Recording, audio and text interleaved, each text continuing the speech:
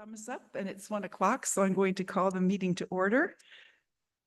We acknowledge that the land we stand upon today is the traditional territory of the Attawandaron, Anishinaabe, Haudenosaunee, and Lenape peoples who have long-standing relationships with the land, water, and region of southwestern Ontario. The local First Nation communities of this area include the Chippewa of the Thames First Nation, Oneida Nation of the Thames First Nation, and Munsee Delaware Nation. We acknowledge the treaties that are specific to this area, Treaty 2, which is the McKee Purchase, Treaty 3, Between the Lakes Purchase, Treaty 6, London Township Purchase, Treaty 21, Longwoods Purchase, and Treaty 29, Huron Tract Purchase. We value the significant contributions, both in the past and present, of local and regional First Nations of Turtle Island. We acknowledge historic and ongoing injustices that Indigenous peoples endure in Canada, and we affirm our commitment to honoring Indigenous voices, nations, and cultures, and to moving forward in the spirit of reconciliation and respect. I'm looking for any disclosures of pecuniary interest. Seeing no hands, then the motion before us is that the agenda be approved as amended. I need a mover and a seconder, please. Councillor Mayhew, Councillor Grantham, thank you. All in favor? And that is carried. We have 2 sets of minutes. The motion is that the minutes of May 28th, 2024 meeting of County Council and the minutes of 2024 closed session of Council be approved as presented, and that the recommendations made by Committee of the Whole as set out in the minutes of May 24 be adopted. I need a mover, please. Councillor Clark, thank you. And Councillor McMillan, all in favor? And that is carried. Under new business, we have a number of action items. The first item is a report from Cindy Howard, the General Manager of Finance and Community Services, and Joe Windsor, Manager of Social Services. When you're ready, the floor is yours. Thanks through the warden. Everyone. I'm actually going to have Joe introduce this report. Thank you. Thanks, Cindy, and thanks, Warden, and through you, Warden, to Council. Good afternoon, everyone. I'm coming to you live from the lovely Southwest Middlesex. So for this report and Middlesex support, so 6 core funder groups continue to participate in the Middlesex Supports program. In total, 232 children and 282 families were served in the 2023-2024 fiscal period. This is an increase of 26% in children served from the previous year. All programs continue to reach out to fill gaps in services for our youngest residents. These funds also align with the actions laid out in our newly approved Childcare and Early Years Service System Plan. The total amount requested is $96,900, which is within the amount allocated and approved in the 2024 Social Services budget. This funded groups are required to report yearly outcomes. For the program year of 2023-2024, $3,179.50 was not allocated. Reallocating these funds to the 8 local municipalities would support children and youth in your municipalities. These funds allotted would still be in line with the Middlesex Support Program. The report is in front of you, and so if you have any other questions, I'm available here. Thank you for that report. I'll look to Council for questions. I don't see any hands. It's a rather lengthy motion in front of us. Could I have a mover and seconder to move as presented in your notes? Councillor Smybert and Councillor Burkhart-Chesson, all in favor? And that is carried. And then were you going to speak to the distributions to the other groups? Or that just, that was, yeah, just take that as it was. Okay, so that's all included in that motion. Okay. Next up, we have a report from Mr. Trainee, our Deputy CAO and County Engineer, Cindy, our Deputy CAO and County Treasurer, and Wayne Mahar, the County Barrister and Solicitor. Whoever wants to go first can kick it off for us. Go ahead, Chris. Thanks. Thank you, Madam Warden. I'll speak to the report and we can answer questions between the 3 of us. So it's that time of year where our insurance program is up for renewal again.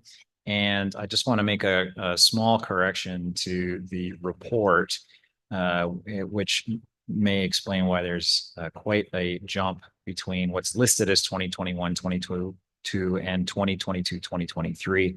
Things got transcribed down. I apologize for that. The actual 2022, 2023 number was $1,126,371, excluding cyber insurance, I believe, for that number. And the other two should just slide up. So this year's actual quote is for $1,258,725. So I apologize for that oversight. So you can see the renewal premiums represent a 1.7% increase over our previous insurance renewal cost. The average is around 9%, so we're doing very well here. Part of that can be attributed to the fact that we do a lot of risk mitigation in-house. So we're making sure that anything that's being reported or claimed to Intact certainly meets a threshold where it would make sense for us to make the claim versus us handling things in-house. We can give you more details on that if you're interested. One of the other benefits of us being able to handle in-house claims through our county legal department is our insurance deductible, which remains low and one of the lowest for our comparators around Ontario. And we're very fortunate to have the $25,000 deductible in our policy. We are still working on cyber insurance. As council is aware, it's a very complex area for insurers to deal with, and we're still continuing to work through that application. We'll be back to council with a report in the future when that becomes available. So I'll leave it at that, and Cindy and Wayne and I would be happy to answer any questions. Okay, thank you for that. Are there members of council who'd like to ask a question? I'm sorry, I didn't see you. Councillor Rob, go ahead. Thank you. Through the warden, I don't know who wants this, but on the cyber coverage for the cyber insurance, so that's priced with it, but we don't have it approved at this time. Is that?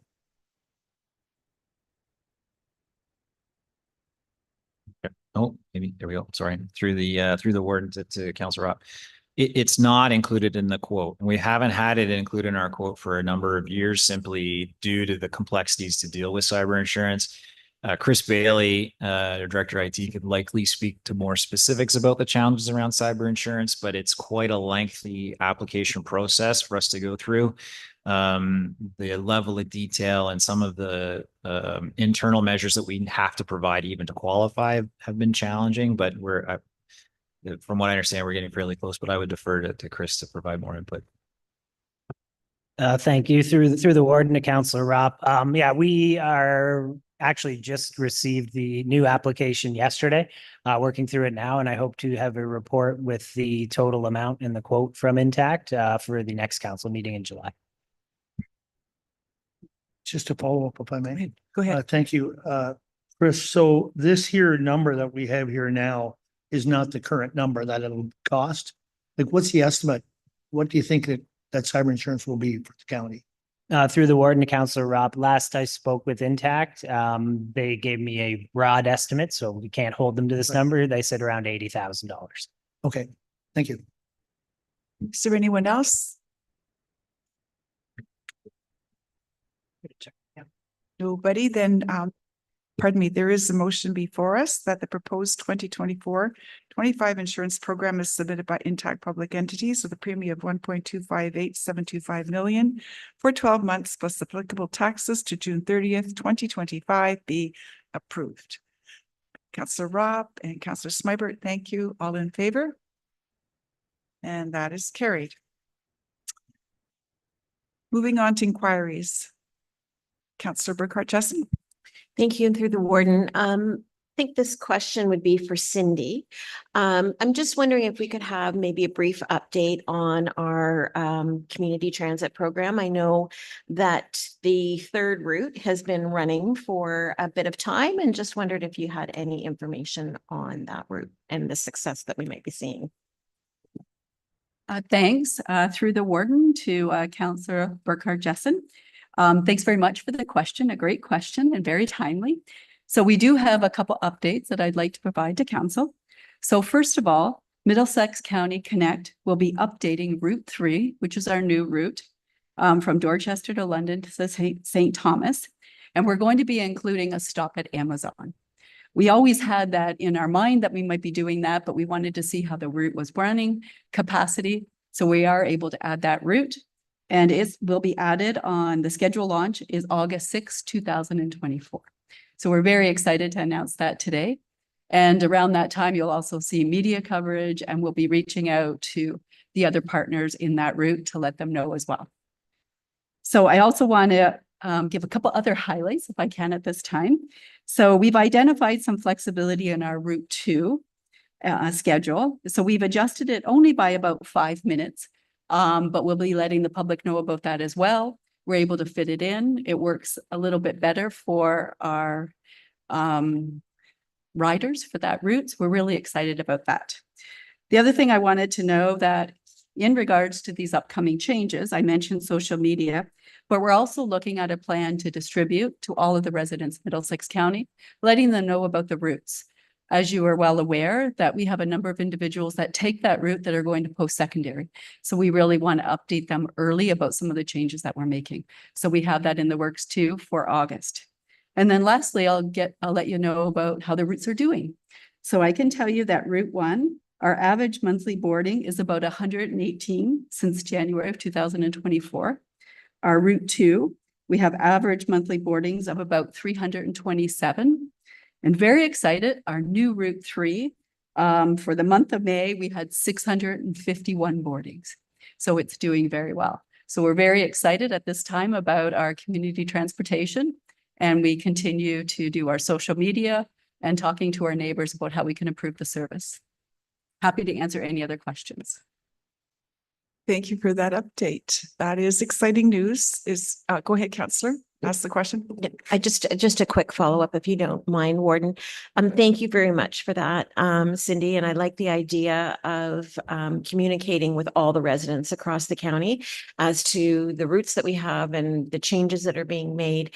There was a story that was recently shared on our social media about a fellow that lives in London, but was accessing the third route. So the one that goes from White Oaks to St. Thomas. And he was able to take an LTC bus from where he lives in London to White Oaks. And then he grabbed the community transportation bus and he took it to St. Thomas, where he met a friend that he's had for 40 years, hadn't probably seen in about 10 years or so, and then spent a number of days in Port Stanley with this friend. So, you know, I think we think about public transportation as getting to our workforce, getting to go get groceries and all of that. But there really is a social component to it.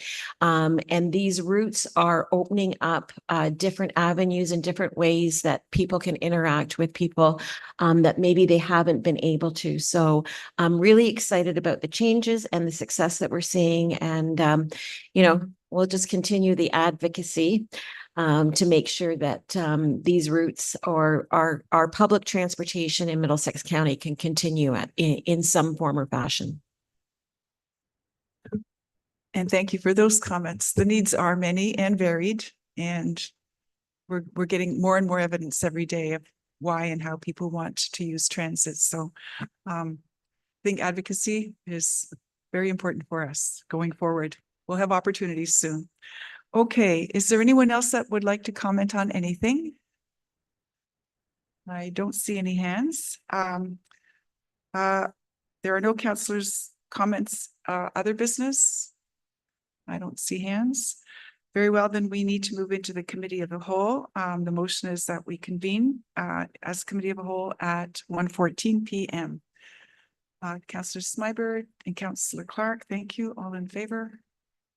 And we are in the committee of the whole. So now we have delegations. The first item up is a presentation by Rebecca Godfrey, who is the Vice President of CBRE Tourism Consulting. I think Kara may want to say a few words to kick it off. Thank you, Warden. Through you to the council, it's the pleasure of both Dirk Van der Werf and myself who have worked collectively with CB Richard Ellis on a project for the last few months with support from the Ministry of Tourism, Culture and Sport to develop a tourism investment toolkit for our community with respect to encouraging development in this sector across Middlesex County. So it is our pleasure to introduce Rebecca Godfrey to present to you today and to talk a little bit about the report. Thanks very much. Through you, Warden, to the council. I'd like to thank you very much for hosting me today, and I'm excited to share some of the results from the toolkit that we put together. Next slide, please. So I know it's hard to read, but CBRE Tourism Consulting in association with N1 Strategy and FO10 Planning and Design were retained in March of this year to produce a tourism investment toolkit and policy review report under separate cover. So the toolkit needed to be founded on a shared vision of growth for the county and its tourism economy, and really recognizing both community needs and strengths, as well as the overall county's needs and strengths. So some of the desired outcomes of this toolkit and what we provided was an inventory of existing tourism assets in the county, a gap analysis to identify products and experiences that could be considered in future, an assessment of potential sites for new tourism investment, an outline of actions regarding land use planning for tourism operators and investors, a summary of best practices and case studies related to successful tourism business development in Ontario, and a separate report, as I mentioned, to identify inconsistencies between Middlesex County's tourism development goals and county or local municipal planning policies and regulations. Next slide, please. So as this report was geared towards investors, of either existing or new potential developments, it's important to take a look at the available market. So we know that Middlesex County is a diverse and growing community and has acknowledged that tourism can play a leading role in sustainable growth for the local economy. It's home to approximately 82,000 people as of 2023, with 8 member municipalities, and combined with the City of London makes up about 530,000 residents. So that's the resident side. Plus, Middlesex County is known from a tourism perspective predominantly for its agritourism, outdoor experiences, historic small towns, and other rural experiences and natural attractions. From an organizational perspective, it's part of Ontario Tourism Region #1, and the best visitor data that we can get is for the overall region. And we know that 8.4 million visitors came to that full Southwest Ontario region in 2021. That's the latest data we can get. And 76% were same-day visits, 50% traveling in the summer months. And on the little chart beside, it just shows some of the main activities. So about 73% of visitors to the region are coming for pleasure, and about 47% of those are specifically coming to visit friends and relatives or outdoor and sports activities. So those are the most notable. In terms of overnight accommodations, Middlesex has 15 properties and 164 rooms. So that's about an average of 11 rooms per property, with only 1 hotel at this point. But it is quite close to the City of London, which has 45 properties and about 3,400 rooms. And at 66% occupancy in 2023, it's quite close to the Ontario average, so doing quite well, just a bit lower from an average rate perspective. So that's a bit about the market. In terms of the product analysis that we did, so in addition to creating a tourism asset inventory, we did a bit of an assessment of the products that are here. We categorized them into 10 different asset groups: accommodation, agritourism, arts, culture, heritage, attractions, culinary, including restaurants, event venues, nature, retail, sports and recreation, and travel and transportation. So those are the main categories. And we also completed an analysis of these categories and the individual products from the perspective of the market draw. So what brings visitors to the area and the level of that draw, and then the market readiness of the products. So their experience and preparation for visitors. And what we found is that agritourism, nature and outdoors, and sports and recreation are the highest performing assets in both of those categories from a draw perspective and a market readiness perspective. Arts and culture and culinary are gaining notoriety, and various accommodation options is a good thing, but having only one hotel can be limiting in terms of getting upscale leisure and corporate demand. So moving on to the next slide.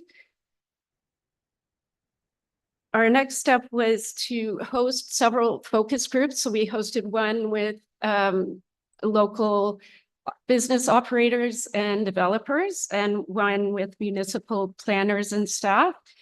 And so we spoke to a wide variety of stakeholders to gain insight into new potential tourism opportunities and potential partnerships, owner and management types, and potential site locations for new tourism assets in the county. So based on the feedback we got and our experience, we identified 20 different opportunities to begin with. And then that was further shortlisted to take out ones that had more of a public sector investment requirement or didn't have enough draw for the private sector. So we ended up with 12 opportunities that were evaluated, and they were evaluated from several different criteria areas: the private sector investment potential, so whether or not, how much capital was required, these types of things, whether there was a developer already interested, and then site considerations. Is there a site that might be ready for this kind of opportunity? Or is there the potential for sites like that? And then market and financial feasibility. So does it have a market draw? Is there something missing in the community that might be attracted because of this opportunity? And is it financially viable? And finally, tourism destination and appeal factors. Obviously, residents are a key part of tourism, anyone from 40 kilometers away from the site. So residents and tourists need to find this opportunity appealing. So the total score for each of the 12 opportunities was calculated by multiplying the opportunity score by criteria weight. And there's a maximum of 195 points. And the top three that we identified were a glamping and outdoor adventure opportunity, a small independent hotel or corporate retreat center, and a microbrewery. So these all yielded positive results from a preliminary feasibility and market assessment perspective. And I'm going to walk through a little bit of those feasibility studies now. So glamping and outdoor adventures, there's a wide range of unique accommodation styles that constitute glamping, which is essentially glamorous camping. So it could be teepees, cabins, tree houses, yurts. Parks Canada has their authentics. It could be refurbished RVs or geodomes. And within Middlesex County right now, Texas Longhorn Ranch and Fernwood Hills are examples. But what we were looking at as a concept was something a bit more upscale. And we recommended 10 geodesic domes on a 3-acre site that's serviced and zoned appropriately. So this would need, it would meet all the criteria of being unique, eco-friendly, offering soft adventure, so trails, potentially rental equipment, bicycles, that kind of thing, in a remote or rural setting. So some of the services, it would need potable water, electricity, plumbing and heating, as well as cell and internet service, as well as high quality bedding, kitchenettes and Wi-Fi, and then the outdoor activities, as I mentioned. The estimated capital cost for this type of opportunity is 655,000, so about 66,000 per unit. It would need to be open about 268 days a year. So mainly winter or fall weekends and then full time during the summer. And the property would be expected to reach a stabilized occupancy of about 56% by year 3 and attract about 2,000 guests per annum. So based on these assumptions, the glamping investment operation is estimated to generate a net income of approximately 227,000 by year 3. The next concept is a small independent hotel. So it was determined that a 50-room upscale hotel with about 2,500 square feet of conference facilities that could be used for corporate retreats, small conferences, and weddings would fill several gaps in the existing market. So adding accommodation, overnight accommodation, but also multi-use event space and another restaurant. So we also put in with the concept of 50-seat restaurant. This type of concept would need to be easily accessible, so near a major highway or thoroughfare with strong visibility from traffic coming in all directions and proximity to other demand generators and support amenities like restaurants and the like, and would also have to have municipal servicing. So in general, leisure travelers place a higher value on having amenities within walking distance and ease of access to and from transportation routes, while corporate travelers and meeting conference guests would expect business and industrial parks to be within a short driving distance. So these are some of the considerations when considering a site for this opportunity. So as I mentioned, corporate, meeting, conference, leisure in terms of independent leisure and group leisure for weddings, that kind of thing, plus local residents who could frequent the restaurant. These would be the main target markets. The capital cost, we estimated at about 11.3 million or 225,000 per unit. And this property would be open year round, and we would expect it to achieve a stabilized occupancy of 70% by year 3. So attracting about 1,200 to 12.8 thousand occupied room nights. And with that, it would receive about just over market share for the London area. So we included the Holiday Inn Adelaide Metcalfe plus the London properties. That would be the main competitive set for this property, and would be able to achieve higher rates as well. So based on these assumptions, the 50-room upscale hotel operation is estimated to generate a net income of approximately 915,000. For the microbrewery, which unlike a microbrewery or a macro brewery, which produces millions of barrels of beer annually, a microbrewery produces no more than 15,000 annually. And it really focuses on specialty beers, the majority of which are usually consumed at the site, but can be purchased to take off-site. And there are lots of opportunities for community and tourist draws with this type of facility, meaning, you know, if it had a tasting room, if it had indoor and outdoor seating through the summer, brewery tours, live entertainment, weddings, that type of thing. There's lots of opportunities for this type of establishment. In general, a microbrewery tends to attract a younger demographic, millennials and Gen X, as well as higher income residents who value artisanal products and unique experiences.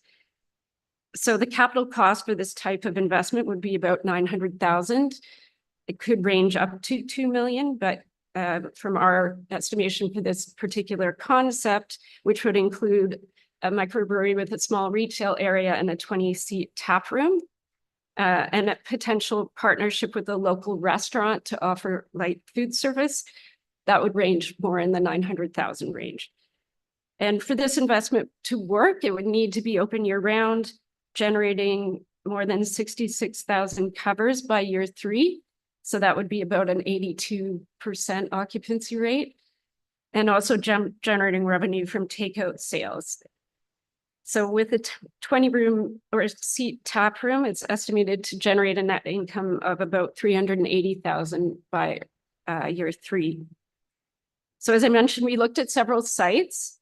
The former Amy's restaurant site at 28537 Center Road in Adelaide Metcalfe, which would be a good site we identified for either the microbrewery or the small hotel. Another site was at 8898 Longwoods Road and Strathroy Caradoc, which could be appropriate for either the glamping opportunity or the microbrewery. Site adjacent to the Flight Exec Center at 2066 Dorchester Road in Thames Center. That would be appropriate for a microbrewery or a small hotel without the meeting space, because you could use the meeting facilities at the Flight Exec Center. And a site at 2nd Street and Center Road across from the Holiday Inn in Adelaide Metcalfe would be appropriate for an additional hotel. Often having a cluster of hotels in the same vicinity is quite helpful.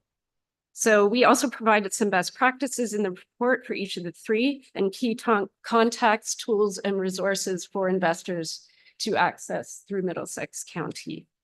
So finally, I just want to touch on the policy review report. So within this report, as I mentioned, we were looking at the county's policies in comparison to the local municipal policies relative to tourism investment and development. And since the majority of lands in Middlesex County are outside of settlement areas and prime agricultural lands with few site-specific designations, those provincial policies are somewhat limited towards encouraging larger scale recreation and tourism-oriented opportunities. But they do permit uses that are supportive of tourism activities such as on-farm diversified uses. However, the lack of encouragement for those larger scale uses for tourism on prime agricultural lands does present a challenge in promoting those to potential operators. We did find that each municipality has a unique approach to the use of land use planning tools to achieve their tourism and economic objectives. And with the exception of Thames Centre, the majority of municipalities had limited policies that spoke to supporting commercial tourism development. So permissions for commercial development were outlined under most commercially oriented designations, so accommodations, entertainment facilities, that type of thing. However, policy direction that ties to these uses for tourism development in particular were limited. Available tourism policies were found to activate existing assets and predominantly focused on areas within the agricultural designation, so mostly agritourism use. The local official plans concentrated greater policy language towards promotion of commercial tourism beyond agritourism, so creative, cultural heritage, ecotourism, et cetera. It's just with respect to that policy direction that ties to use for tourism development.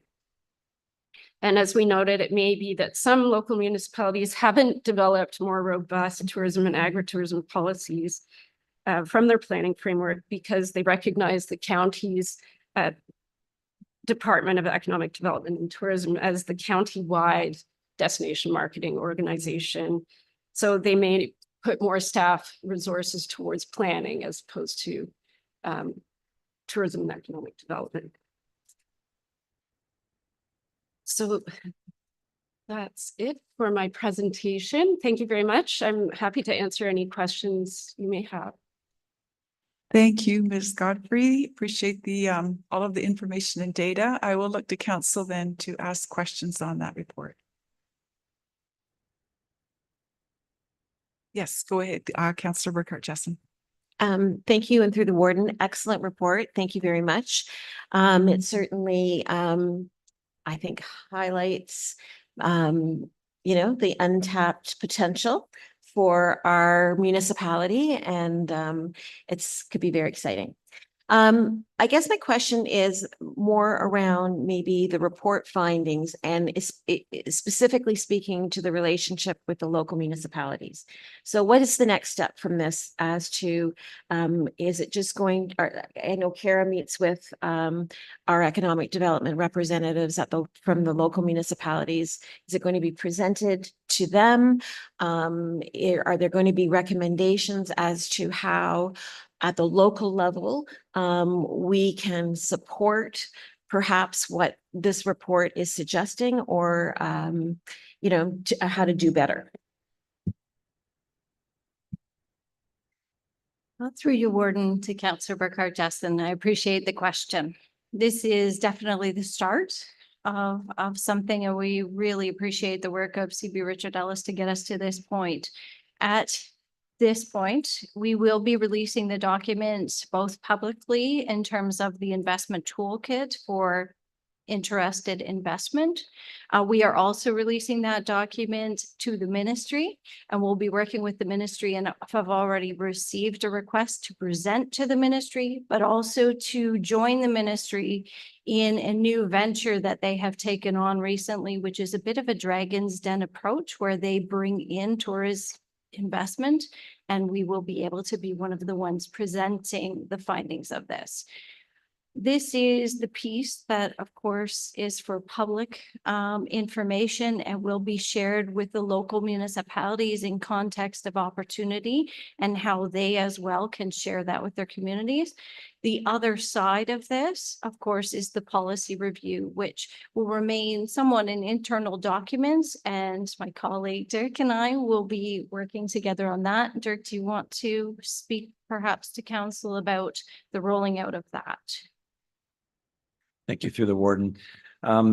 Yeah, so there are a number of areas where we'll be examining the planning documents, and we're in good shape because the county's OP was recently updated. And so basically CBRE sort of with their consultants stepped back and took kind of a general review of it. And we had some good discussions and positive feedback on where we are. There is some more work to be implemented locally, and there'll be a couple of approaches to that. So for instance, I'll give North Middlesex as an example. They just started their official plan review last week. So we'll just sort of fold that work into that project. For municipalities that aren't working on something right now, I think Abby Heddle-Jacobs of our team will kind of do a bit more of a dive into it and then speak to your CEOs and see if you want to sort of do that as a one-off or couple that with other things. We do have a new PPS likely coming this year, so we'll probably have to update all of our documents. So I'm kind of hoping to kind of fit into that project. Add on? No. Okay. Anyone else? I did have quick questions, kind of, go ahead, Councillor. Thank you, Rebecca. I enjoyed that presentation very much. Thank you. As mayor, I was somewhat perplexed. We were inundated with bird watching people the other week, to the tune that complaints were coming in quite rampantly. But it's a good complaint when you have that many people visiting your geographical area. They're supporting our restaurants, our shops, and things like that. So there is really a market there that perhaps has been undersold. Southwest Middlesex hosts one of the largest Carol Indian forests between Toronto to Windsor. We affectionately call it Skunk's Misery. But for various species of birds, and particularly owls, we literally had hundreds of bird watchers come in. So that ecotourism, I think, is really important, particularly for a region that does not have the shorelines or the gorges and things like that. We don't have a geographical feature to attract people. So we have to think outside the box and see what else we have. And ecotourism is really important, particularly when it comes to pastimes and hobbies such as bird watching.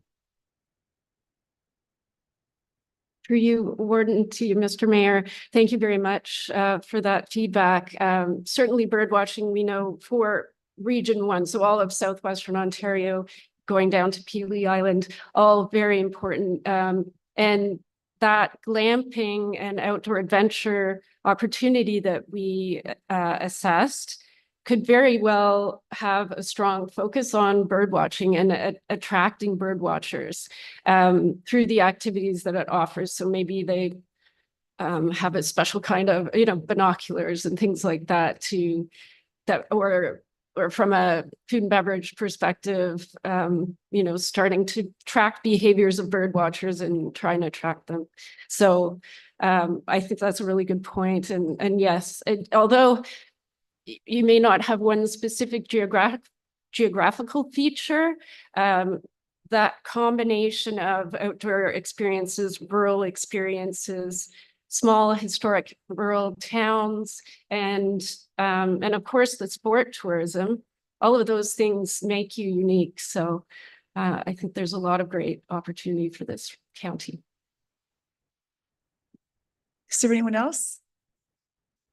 Okay, I did have one quick question. I just thought if you have a moment, maybe you can elaborate a little bit on riverfront experiences. Are you thinking of the bird watchers and the people who like to do things like at Pelee, or are you thinking of something like San Antonio and a river walk where you have the ambiance, but you do other things? I was just curious about that. Thank you, Warden. So the idea is a little bit based on the San Antonio example that you brought up. So having somewhat of a boardwalk that can traverse parts of the Thames River and some boutique retail outlets, food trucks, that type of thing. And there was also some interest in equipment rentals. So having kayaks that could go on the river and offering that an outfitter that can rent out those types of boats. Well, thank you for that. And thank you for the presentation. I think there's a lot of good information in there, and we'll look forward to seeing how that gets disseminated, as Kara pointed out. So thank you again. Appreciate your time. We do have a motion before us that the Tourism Investment Toolkit presentation be received for information. And Councillor Brennan, Councillor Clark, thank you. All in favor? And that is carried. Thank you very much. Good to have you here. So now we can move on to reports from county officers. Under action items, the first report is from Kara Finn, Director of Economic Development. Thank you, Warden, through you to the council. In April of 2022, Middlesex County's Department of Economic Development and Tourism had the unique opportunity to apply for some tourism relief funding that was being made available by way of the federal government at the time. I'm happy to report that we were successful in acquiring $100,000 at that time for a number of projects, one of which was for the acquisition and installation of several electronic vehicle charging stations across the county. We went through an application process with our local municipalities, and according to the confines of the program at that time with respect to location, timing, and a few other parameters, the following locations were selected and installations took place in Glencoe, Newbury, and Kerwood Park. The locations were chosen in consultation with the local municipalities. The Ontario Southwest Tourism Relief Fund allowed us to pay for 100% of the cost of the acquisition and installation of those charging units. Now that the program has been fully expended and all reporting has been done, and all agreements between the county and the funding agency have been successfully fulfilled, ownership of those EV charging stations should transfer to the local municipalities. And this would result in them having full control, including the collection of any usage fees that they determine they would like to charge, and them receiving full ownership for the future. Legal Services has prepared the appropriate transfer agreements for execution, and they have been attached. As noted, 100% of the cost of this, other than preparation, if there was any preparation of the actual land, was provided through Middlesex County through that acquisition of non-repayable federal contribution from the Ontario Southwest Tourism Relief Fund and expended in 2022. There's no further financial implications to the county in the actioning of this report. And as you can see, it aligns very well with our focus of our strategic plan in terms of connecting through infrastructure, strengthening our economy, and promoting service excellence. And thank you for that report. Are there questions or comments? I don't see any hands, so the motion before us is that the transfer of ownership of electrical vehicle charging stations to local municipalities report be received for information, and that the Director of Economic Development be authorized to execute on behalf of the County of Middlesex all agreements and other documents necessary to complete this transfer on confirmation that such agreements and other documents be in the form satisfactory to the county solicitor. I need a mover, please. Councillor Sliver, Councillor Burkhart Jessen, all in favor? And that is carried. Thank you. The next report is from our General Manager of Strategic Initiatives and Innovation. Paul, if you'd like to present on film groups. To you, Madam Warden, generally the synopsis is we were recently approached by a film company and Film London, and they would like to film within the facility. We often receive or occasionally receive requests to do this, and this report provides an overview that the lease agreement we currently have would permit the same. And recommends from a purely business perspective, there's an opportunity to occasionally generate variable sources of additional revenue. So if there's any questions, I'd be happy to answer them. I will look to members. Any questions on that?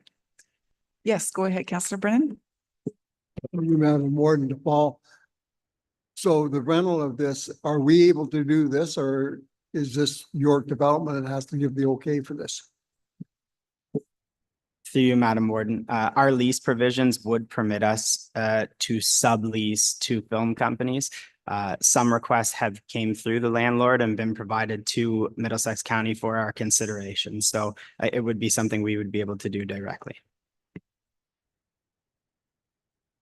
If there are no further questions, then we do have a motion before us that this report be received for information and that council approve the use of the building for filming requests in accordance with the agreement, and that the manager of legislative services, county clerk, be authorized to execute on behalf of the county of Middlesex all agreements, documents necessary to complete subleases on confirmation that such agreements and other documents be in the form satisfactory to the county solicitor. I saw Councillor May's hand, Councillor McMillan, all in favor? And that is carried. Thank you. Item 9C3, and this is another report from Chris Trainee, our engineer. Thank you, Madam Warden. The Middlesex County received a request from Middlesex Center for the installation of pedestrian crossover at the intersection of Longwoods Road and Springer Victoria Street in Delaware. This location currently has a crosswalk that matches our criteria for a school crosswalk, which is in accordance with the Middlesex County Crosswalk Guideline Policy. And that policy was created and then subsequently approved by council in order to provide a framework by which Middlesex County and Middlesex County staff would review requests from local officials for installations of new pedestrian infrastructure. Pedestrian infrastructure in the county, as per the terms of the Municipal Act, is the jurisdiction of the lower tier municipalities, but including things like sidewalks and crosswalks. But when that infrastructure is located within the county right of way, it's prudent on Middlesex County to do due diligence with regards to making sure that number one, that these types of pedestrian infrastructures are located in areas that aren't a hazard to pedestrians that are going to use them. So areas that are with good sight lines, But secondly, to ensure that they are put in areas that are going to see regular use. One of the things we do try to strive for here in Middlesex County is to look at provincially accepted guidelines and policies. And in this case, we look to the Ontario Traffic Manual, which provides recommendations with regards to the installation of these types of treatments on municipal roadways. So one of the things that the guideline does, and one of the recent changes of the guideline that is also incorporated into the Middlesex County policy, is to identify criteria or warrants for evaluating these locations for small municipalities. Previously, the guidelines that were in place really were only applicable to big cities like London, Hamilton, Toronto, and such, where the number of pedestrians are greatly exaggerated just due to the sheer density of the population. So a new criteria was established in order to not negatively impact evaluation of rural or small urban crossings. So in this case, the threshold generally for the criteria is it's a mix between the traffic volume on the road and the volume of pedestrian traffic. And really the bottom end of the threshold is 100 pedestrians per day. So that pedestrian count is done over an 8-hour period.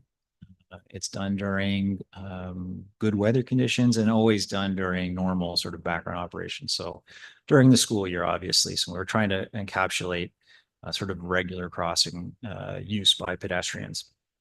In this case, our staff did 2 counts where we found 14 on the one day and 17 on the second day. We assumed, just due to the characteristics of the people using the crossing that's already there, that only a couple of them were school-aged kids. The rest were seen to be walking dogs or jogging or exercising. So it's fairly far below the volumes that we would assume to be warranted for a push button pedestrian crossover with a flashing light. We do try to look forward just to make sure that there's nothing coming online, a new school or additional residential development that might contribute to a short-term expected increase in the volume of pedestrians. Unfortunately, this location, the residential development on the south side of Longwoods Road is pretty much built out. It's a very small subdivision. As far as my understanding is, there's no additional development plan in that area in the short or medium term. There is a conservation area, Sharon Creek, which is further south of this intersection, but it's difficult to access just due to the geometry of the road is quite narrow, as well as the distance from the intersection. Would be quite a hike to get down to the conservation area on foot, and tricky just because of the narrowness of the paved portion of the roadway. So, good safety practice and engineering, recommends that we don't install these PXOs in areas where they aren't warranted for a number of reasons. But, one of the main ones is just to make sure that when drivers see a pedestrian crossover, that they respect that pedestrian crossover and expect to see pedestrians there and stop. If they start to proliferate these types of crossings, research has shown that driver compliance tends to drop pretty quickly if they're used excessively where they're not warranted. And that goes for other infrastructure as well, like traffic signals and other means by which we control driver behavior.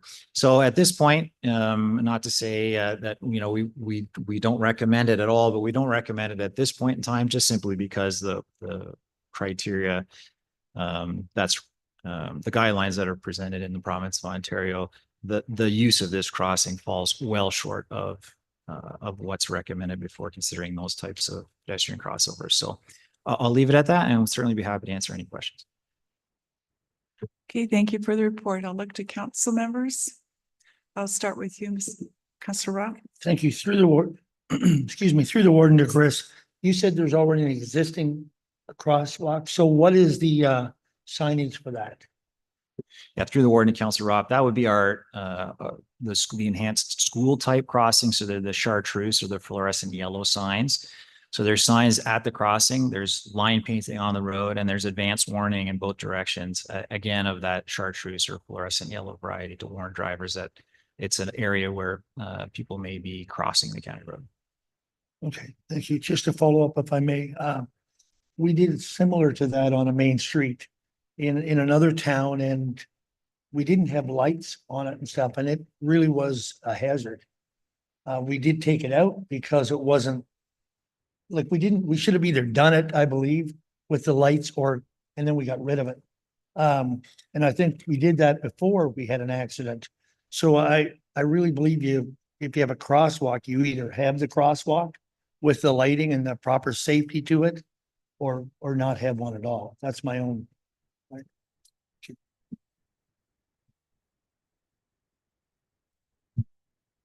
Thank you, Madam Warden.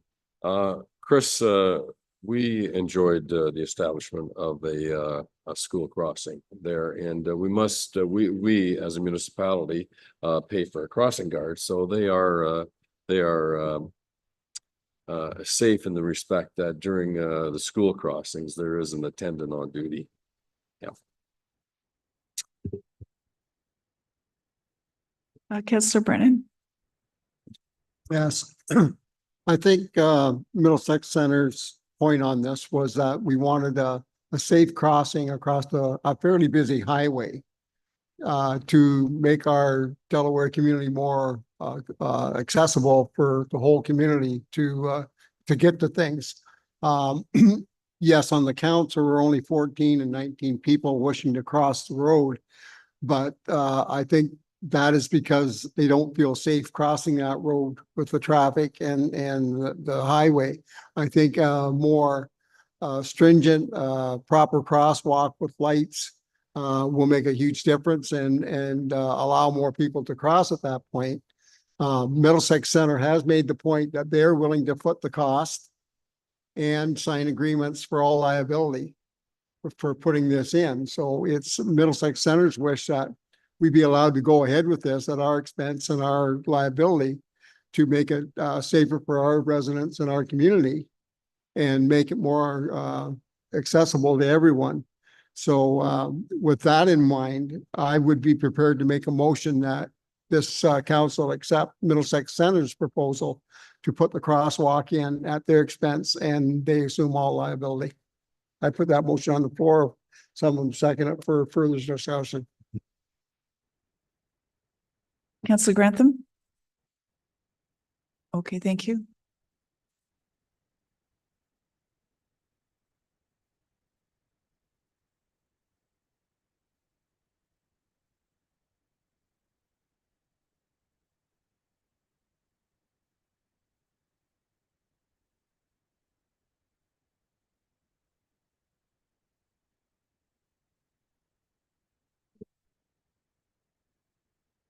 The clerk has wording on that motion. Through Madam Warden, for consideration of Councillor Brennan, that the request for the installation of a pedestrian crossover at the intersection of Longwoods Road, County Road 2 and Springer Road, Victoria Street in the Village of Delaware be approved at this time, subject to an expense and liability agreement. And I would just want to confirm that the expense and liability agreement would be the satisfaction of the county solicitor. I see nodding. And you're happy to second still? Okay. Yes, Purdue, just a comment before we bring to a vote. Sure, go ahead. This Thursday night, Director Trainee is going to come with me to Mount Bridges for my open house, and I'm talking about traffic, and I'm sure he's going to hear all about crosswalks and stoplights. I'm sure we're all in this room are facing the same dilemma with increased traffic and the need for crosswalks. And I don't know if there's something different we can do, because we're going to keep coming with these requests over and over to the directors. I don't know if there's a policy shift or just a different way of looking at these, because I can tell you that the director is going to hear a request in Mount Bridges for about 3 of these crosswalks. So it just seems to be getting a larger issue for all of us, Warden. So I don't know if there's a report or something we need to do to help the director loosen up the rules and regulations, because we're all going to keep coming with these same requests. And Councillor Burkhart-Jessen. Thank you. And through the warden, just on the motion on the floor, having been in a community with a very high profile traffic request to a higher level of government for a number of years. I absolutely understand the concerns that Middlesex Center has. We all think I shouldn't say we all think, we all know our community and our community needs. And how we see our community roads should be safer. That being said, there are standards that each level of government have to have in place. And at this point, the standards that our engineer has on the table, this intersection doesn't come to those numbers. To Councillor Grantham's point, is this a time when we start thinking about how the upper level of government works with our local municipalities to think about things about accessibility? We all want our communities to be more walkable. We want to be more active. And so to Councillor Grantham's point, these requests are going to be coming as our communities will continue to grow. And how is it that both levels of the government can work together to ensure that the standards that our engineering department are adhering to marries what we want to see in our community, in our communities. And as I say, as much as I respect where Middlesex Center is coming from, at this point, I can't support the motion that's on the floor. Okay, thank you for comments. Anyone else? Councillor Rob. Thank you. Through the warden, I just, I think to say, I know that the engineer's job is to give what the guidelines are. And absolutely, he's going to continue to do that. And that's what we need to know. We need to know what the provincial policies are. But I do agree that when a community sees it and they see a safer route to it, and I am a believer, as I said before, with either the crosswalk is properly lit up and properly done, or you get rid of it so there isn't one there at all. That's my own, just from a past experience. I believe I'm going to support it, but I would like to see some changes in this. I don't want to start a trend where a lower tier, every time a lower tier wants something, they'll say, well, we pay for it. It's still a county road. And I'm not sure about the liability. That one, I understand that I heard you say that to the satisfaction of the county solicitor. I'm not sure if that's possible to have zero liability for the county on it, no matter who pays for it. But I do understand what the community is looking for. I do have a question on this. Is there sidewalks on this street? On this road? There are sidewalks on both sides? Through the warden to Councillor Rob. Yeah, I believe it's in the actual report from Middlesex Center. There's like a street view of it. So around the intersection, there's sidewalks that lead through the subdivision to the south and then up through to the sort of the built up area in Delaware to the north of Okay. Longs Road. All right, thank you. Is there anyone else? I don't see anyone and no one on screen. So we have a motion before us. Should we just read it one more time or not? Do you want to repeat it? We're good? Okay. Oh, yes, go ahead, Councillor. Sorry, through the warden, maybe this is more directed at Wayne, our county solicitor. You know, there's always a 1% rule when it comes down to the issue of liability if there is an accident there or whatever. So even though Middlesex Center is undertaking to assume all of the liability, am I not correct in saying under the 1% rule, the county would still be on the hook?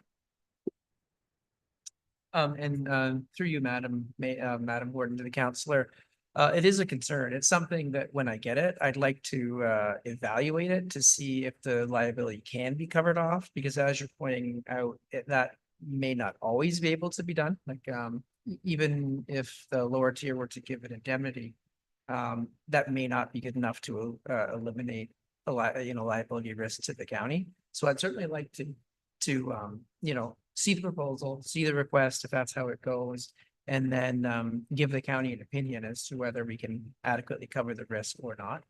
So that's what I would like to see happen if that can happen.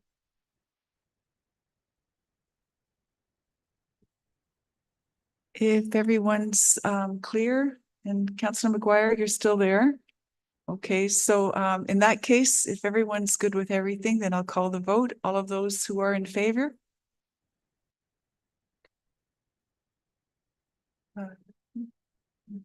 That'd be 5.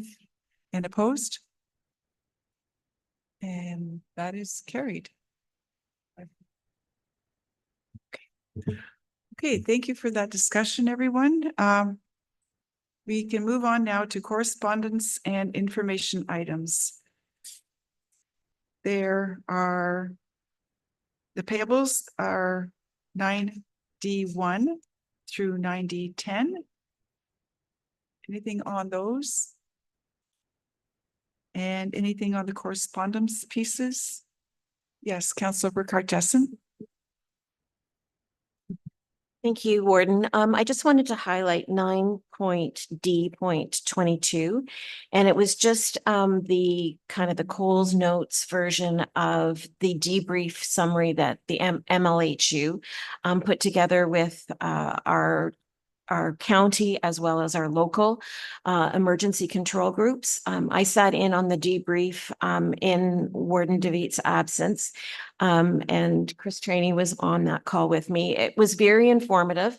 And I think the takeaway from the debrief for me personally was that we had a lot going on for us, and our working relationship between the county and MLHU I think was strengthened through this, but that we shouldn't wait for another pandemic to kind of pick up on some of the more areas of improvement that we all learned during that time. But I just wanted to highlight that to everybody in case you weren't able to attend your own local CECG meeting where the debrief was taking place.